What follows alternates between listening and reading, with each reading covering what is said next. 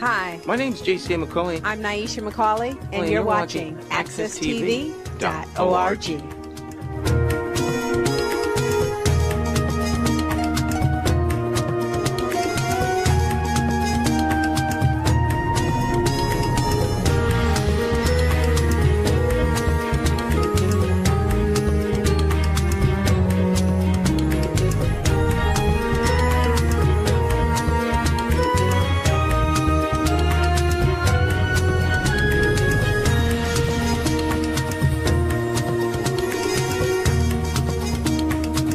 Welcome back to Miss Cleo's Storytelling Corner. My name is Cleo Duke Wright, and I own Cull Books at 677 Blue Hills Avenue. You're all welcome anytime. Come up, talk books, have a cup of coffee. Today, we have the pleasure of having Mr. Dwight Hooker with us, who is a poet and an author, and also a native of Hartford, Connecticut, born and raised. So, for all you Stowe Village people, this is a brother. I know that when people find out that someone from Stowe Village, because everywhere I go, they say, oh, I'm from Stowe Village, but see, I'm from Westbrook. I don't see as many people from Westbrook as I do from Stowe Village. Brickyard. And he has a plethora of material here, and I don't know where to start, but I'm going to make this comment. Mr. Hooker is not a computer person, and he does everything by hand. And when I met him, I said, everything by hand? You write out everything? All his books, everything he writes out by hand. And the thing that fascinated me is, if he makes one mistake, just one little mistake, anywhere in that script, he tears that up, throws it away, and starts all over again. You know who's like that? You know, it reminded me of the scribes, because scribes had to do that when they were copying the Old Testament, and they put it in writing, and then they'd have to tear it up. It had to be perfect. And that's how that's how Dwight Hooker is. It has to be perfect. So I'm going to introduce him to you now, and he can tell you a little bit about himself and how he got started in writing poetry and his life in Hartford. So Dwight, this is Dwight Hooker. Go ahead. Thank you, and good morning. Well, as you know, I'm from the Brickyard, Stowe Village. Moved in when I was 3 years old, 1954. Well, I started poetry. I started in the 4th grade. I've been writing on and off since the 4th grade. I picked it up strongly in 2002 after taking a cruise. And then I started back writing more, and I got introduced to a poet in Bloomfield, Bonnie Eames. She was holding a poetry class at the Bloomfield Library. I heard it over the radio. So I decided to just show up. So I showed up. They said they didn't have any room for me. So I said, well, will you just read a few of my pieces? She read a few of my pieces. She said, okay, you can sit in. After that, she invited me to some classes that they was holding in South Windsor Library. We would meet once a week, I believe it was. And there were writers and poets, doctors, lawyers, working people, mostly professional people who were retired and was writing, and we would read to each other.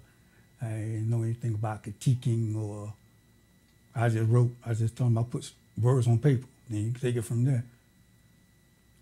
And she got interested in me. She said, well, you get your material together and I'll help you publish.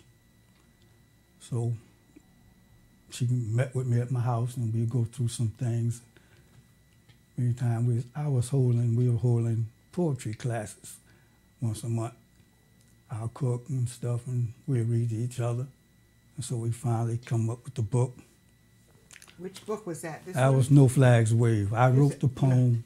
No Flags Wave, and we have something to tell you, a surprise about this book at the end. Go ahead. I just want no surprise. Yeah. Anyway, again. No Flags Wave, if you look at it, you think it's about military. It has nothing to do with military. No Flags Wave I wrote after watching Hurricane Katrina for 4 days on television. Then I wrote it. Can I just interrupt you? And he wrote to Mayor Nagin, and his letter was, "First, I want to congratulate you on your re-election. After watching the destruction of Katrina for 4 days, I was inspired to write No Flags Waved. I feel very close to New Orleans and have been a frequent visitor to your city for the past 12 years. I have many friends there who always welcome me as a family member. Your city has become my second home. I therefore want to share my poem with you. Sincerely." And we're going to read his poem. No flags waved. Oh, beautiful for spacious skies. They had plenty of spacious skies. Spacious skies was their roof when Hurricane Katrina, straight razor like winds, sliced through New Orleans, Mississippi, Alabama, like Jack the Ripper. No flags waved. No flags waved from the unwelcome floodwaters, from the low tides to high tide, rooftop waters. No flags waved for the loved ones that slipped from hands of loved ones who were washed away. No flags waved or were laid across the dead ones who lay in the streets, in nursing homes in New Orleans. No flags waved for babies born. No flags, no babies who died. No flags waved from the hands of the standing room only, who sought refuge under the Superdome from Hurricane Katrina's straight razor. No flags waved to welcome the cavalry that's coming. There was no victory to be won for families being united with hugs and tears. For some neither. No flags waved for the devoted Red Cross workers, doctors, nurses, firefighters, police officers, volunteers who spent hours and hours, which became days, for the cavalry that was coming by air, sea, or walking to New Orleans, Mississippi, and Alabama. Mr. President, no flags waved or laid across the dead. The buses keep on rolling on. No parade, no hip-hop hurrah. You, called American citizens, in America, refugees. Ray Charles still sings, "Oh, beautiful for spacious skies, no flags waved." By Dwight Hooker. I love that. I loved that. I hope I read it well. I read it well enough for you. And tell me about the poem. When did No Flags? When did that come into your head to write that? When I was watching it, I noticed that the people in the flood, they were holding up signs and whatever, but they didn't have any flags. I didn't see too many. I see maybe a couple of flags, and that's when it came to me. No flags waved. Okay. No flags waved. And that's also the name of his book. And we're going to come back and read a little bit about some of the poems in here. And then we have a few other things. He brought so much. I don't have enough time. I want to tell you all these things that I really love about his work. But right now we're going to break for a commercial, and we'll be right back.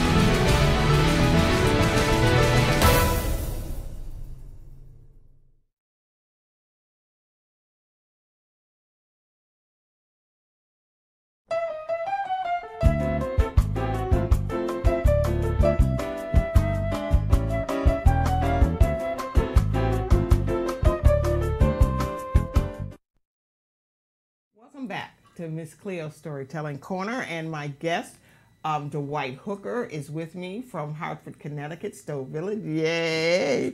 And we're going to have some more reads. I'm going to read some more poems of his, but I want to show you this book first because I love this. And he sold this book just like this, right?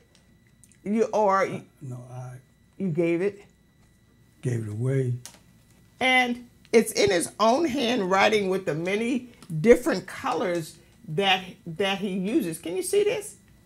Many different colors. I don't know if you can see that all that well. Different colors that he uses, just the same old way we used to write in school, right? So I just think that, and he has this laminated, so it's really a tough book, and I love that. He wrote, we were talking about skies. We were talking about trees. I talk to trees. And wouldn't you know, so does Dwight. So he wrote a poem about trees. Because I always go by a tree and I used to say, what do you know? What do you know? What can you tell me? You know, and I would sit in the tree. I said, I know, if you could talk to me, you could say so many things and enrich my knowledge. What can you say? And I used to try to read what the trees were saying as they waved their leaves, and I sat under it and I tried to meditate on the tree. And Dwight kind of did the same thing. Well, this is a poem when the old travelers come. It's out of my book called Hands that I'm working on now. And the young traveler was talking to the old soul that's a spirit, and they've been conversing for a long period of time. So he's getting comfortable now talking to the old spirit. So he was wondering, he kept asking the old spirit how old he was, and old spirit said, I don't know how old I am. Then he said, well, what do you remember? Were you ever happy in life? He said, yes, when I was a spirit as a maple tree. And then he goes to read a poem that he wrote to a maple tree that he was in love with. Oh, can I try to read this? Where does it start? Right here? That's the beginning of starts at the maple tree. Okay. What is it now, traveler? It's seen in your eyes. The inquisitiveness in you is just a big pain. Spill it, ask. Oh, so do you remember your youth, oh young traveler? I remember maple trees, many, many universal moments ago. I remember maple trees as nature dressed us from spring to fall.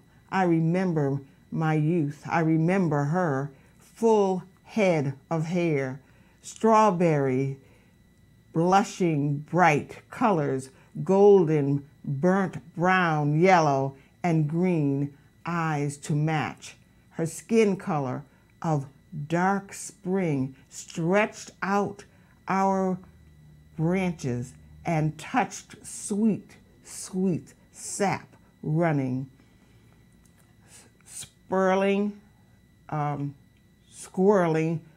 squirrels playing tag, forgetting their winter hidden treasuries. I remember maple trees, young traveler, many, many universal moments ago. To the young traveler's memories of the old soul. That's another part of the book. That's a no. All right, I'm going to read that last part. Forgetting their winter, squirrels playing tag, forgetting their winter hidden treasuries. I remember maple trees, young traveler, many, many universal moments ago. To the young traveler, memories of the old soul. Thank you. Thank you. That was beautiful. I'm still working on that book. You're still, that's still a work in progress. A 35-year project. He has this other book. I'm trying to get this in. This other, No Flags Waved. Is there another piece that you would like me to read? No, that's... My Cousin's Plant. Oh, My Cousin's Plant. That's the original piece I wrote. That's... Well, let me just see what's in here. Oh, it's the same. It's just I had a picture put to that piece. And I'm going to show you. I'm going to find the poem in here. If I can, I'll just read that one. And it's called My Cousin's Plant. I haven't been through this book in a while. So. Now, his cousin had a plant. And the plant didn't look too good. Matter of fact, it was sitting over in the corner. Here it is. It was sitting in the corner, and Dwight said, I could take that plant and make it grow. Because in Dwight's house, he has a whole room full of plants dedicated to his plants, a whole room. I'll tell you a story about that one day, about someone else I knew who had a whole house full of plants. But my cousin's plant, it sat in her living room. She said, no matter the sun or water, that plant wouldn't wave, wink, or grow with my green thumb. Could I have it? I asked. I'll make it grow. Yes, she said. For a while, that plant sat in my living room in front of the east window, and the sunrise is always on time, no matter the sun or water. Even with my green thumb, that plant wouldn't wave, wink, or grow. One day, cancer took my cousin. After that, the plant began to grow, tall, green, strong, the leaves like a Zulu warrior's spear. The other plants honor her as they bow down their leaves. So that's in kind of memory of your cousin. Oh, wonderful. There was another poem in here. I think I have time. Is there another favorite? I like, I think it was The bowl. The bowl is a funny type. The bowl. Is that at the... It's with the grandmother and her grandson. Oh, the bowl. What I like about these poems, Dwight, they're just so simple. They're just, you could see them in your mind's eye. Just so simple, just everyday living in everyday life. And they're not confusing at all, because, you know, my cousin's plant. How many of us have taken plants from someone to make it grow? How many of us have given up our plants and said, I can't make that plant grow? Every plant I touch dies, which is in my case. But my girlfriend just gave me a plant, and I'm praying. I pray. I say, please don't die. And we water it, and I don't let my husband water it too much. I said, don't water my plant too much, and make sure that it gets sun. And I talk to this plant because I want you to grow, I say. I want you to grow. But this is the bowl. And I love this one too. The bowl. A teaspoon of this, a pinch of that. Grandma was adding to the bowl as I sat at the kitchen table, wiping the sleep from my eyes. Can I help, Grandma? She had that old wooden spoon mixing flour, sugar, and that white stuff in it. Had an Indian on the can. Pow wow. Oh, hand it over. And a teaspoon of Sitting Bull went into the bowl. Grandma was watching the news on her little hand TV. Little People TV, I called it. What's next in the bowl, Grandma? Some of this, some of that. Too much land going under. Enough water. I ain't adding no more water. I am talking to the TV reporter. Rain, rain, rain. It's raining too much. Grandma, what's next in the bowl? Some of this, some of that. Like Pontchartrain's water broke. They don't know who the father was till the Mississippi showed up. Now everything's got washed over. Grandma, what's next? Pinch it, spoon it, just add water to the bowl. It was making biscuits, and Grandma was just wasn't paying no mind, but was listening to him. She watched TV, whatever. So the part I like and forgot about, Lake Pontchartrain water broke. She having the kids. Nobody didn't know who the father was until the Mississippi showed up. I just got that. I just got that. Miss Cleo's a little slow. I like having a little humor. slow. Wonder why you gotta see the humor. Oh my goodness. Nothing came into my head. Hey, we're gonna I was trying to tell you before when I was talking to you. We are gonna go on a commercial right now, and we're gonna be right back for our last portion. And I was trying to explain to you before when I was telling you about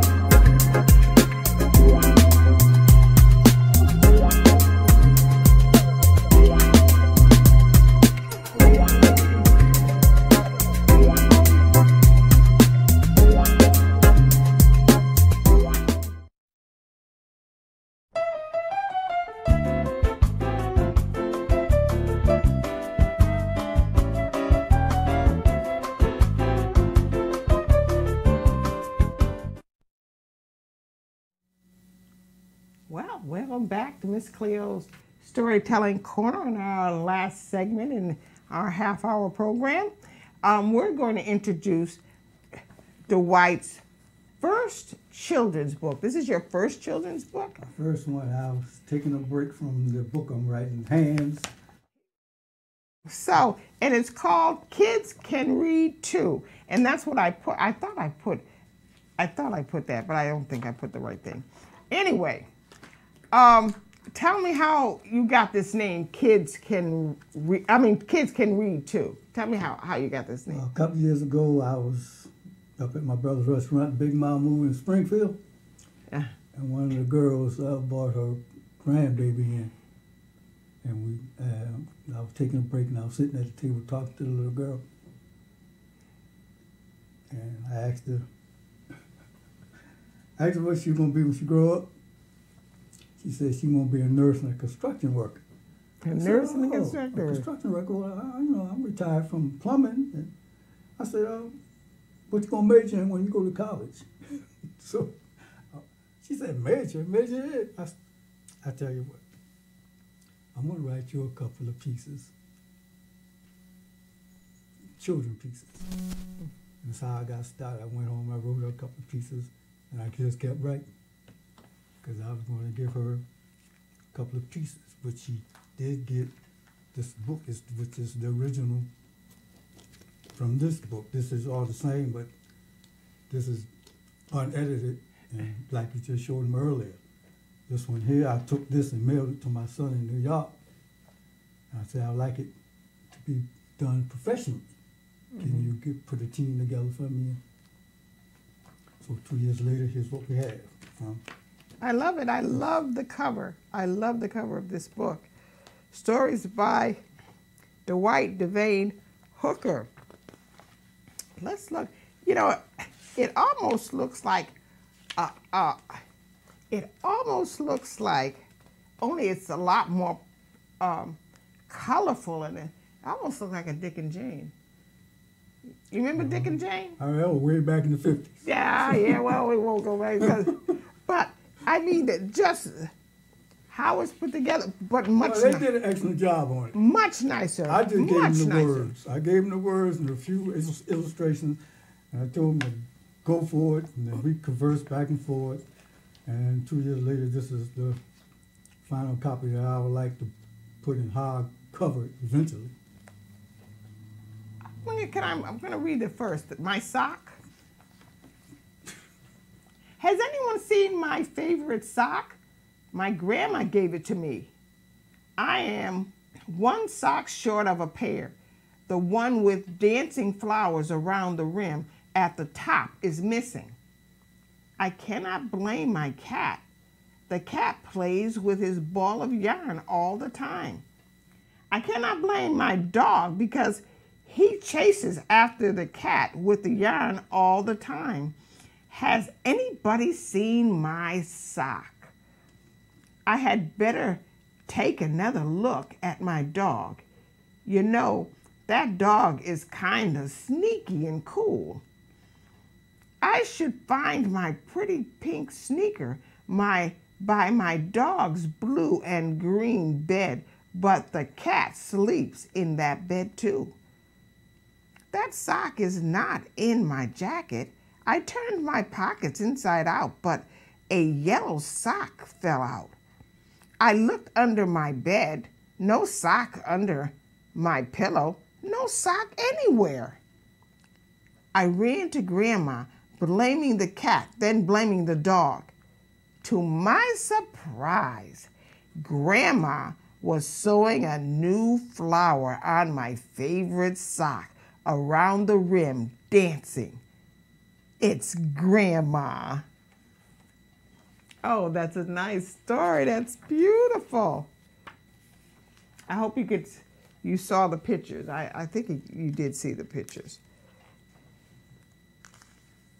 Leaf on a tree.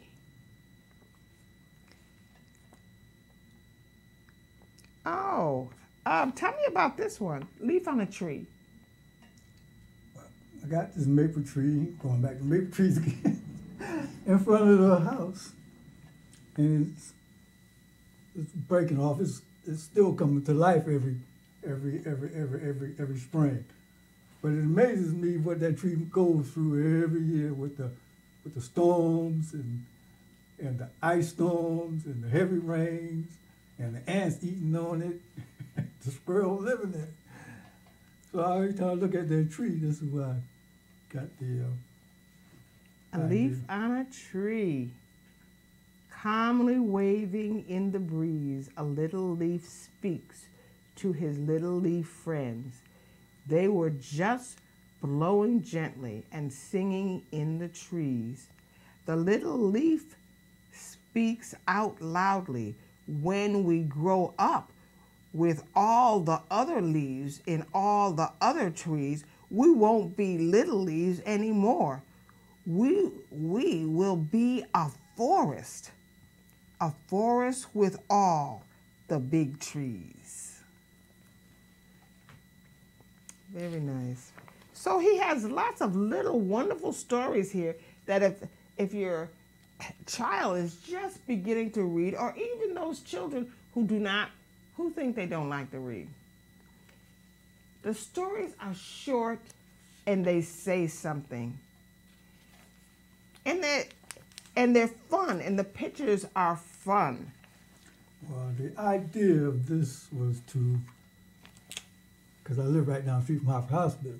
Uh-huh. Every time I go to Hartford Hospital, I pass the Children's Hospital entrance, emergency exit entrance. I said, what's them kids doing in there? Maybe, because when you go in the hospital, you got to sit there 3-4 hours. So I said, if they're sitting there for 3 or 4 hours, maybe they had I don't know what they had, children's books in there, but I said, if I ever write a children's book, I will bring it to the hospitals, emergency rooms. And let them... have parents read while they're waiting. Oh, wonderful idea. I am people, standing all alone. I am a person all by myself. When I stand with family and friends, I am people. A group of people living, praying, working, and playing together. People. Are you reminding yourself or are you reminding adults that children are people too? I mean, I'm getting this. I am people. Hey. That's what I'm people too. I am people. That's just what I got out of that. Is that what that's part of it? That's part of it? So there were. Now I do like this one, Raindrop. Well, that's my favorite one. Yeah. That's one of your favorites? Raindrops. One little raindrop jumped out of the ocean. Hi, I am just a little raindrop. I fell from a cloud in the sky with millions of other raindrops just like me. We became puddles, ponds, lakes, rivers, and waterfalls too. So when you are thirsty, have a drink of me, water. When all the water comes together in little drops, we become what? An ocean. Wow. Now, what lives now? What lives in the ocean? The little raindrops. And so many other things that with this story, boy, what an exploration you could have. What else is in the ocean? Yes, the little raindrop.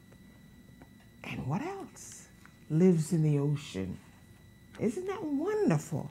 Oh, Dwight, this is wonderful work. Wonderful work. I really appreciate it and I've enjoyed meeting you and talking to you. And maybe one day I will sit down with children in front of me and read your stories. I like to come to the bookstore, but that's another story. That's another story for another day. Okay. Well, our half hour is up. Thank you so very much for sharing your work with us. We really do appreciate it. They have the address if they want to. Oh, I'm sorry. Thank you very much. Your gift. I almost forgot your gift. Well, here it is. No flags waved. Dwight Hooker, the author of this book, will send this to you free of charge if you give him a call or give him or send him or write him. He will certainly send No Flags Waved to you, and it would be a wonderful gift. It can be a gift, so holidays are coming up. Thank you. Okay, let me read the address. Dwight Devane Hooker lives at 66 Lincoln Street, Hartford, Connecticut, 06106. 66 Lincoln Street, Hartford, Connecticut, 06106. So, a beautiful gift. Send it to you free of charge. Just give him a call. And you'll see his telephone number right on our beginning of our program. So now it is time to say goodbye. So remember, read a little, write a little, dream big, and I'll see you next week.